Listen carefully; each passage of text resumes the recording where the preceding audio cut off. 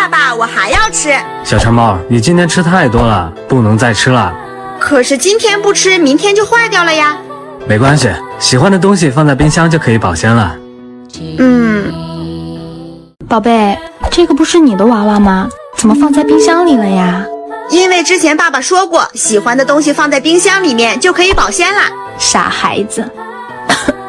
哎，妈妈，你怎么了？不舒服吗？没关系，妈妈就是最近工作太忙了，有点没休息好，放心啊。哎，爸爸回来啦！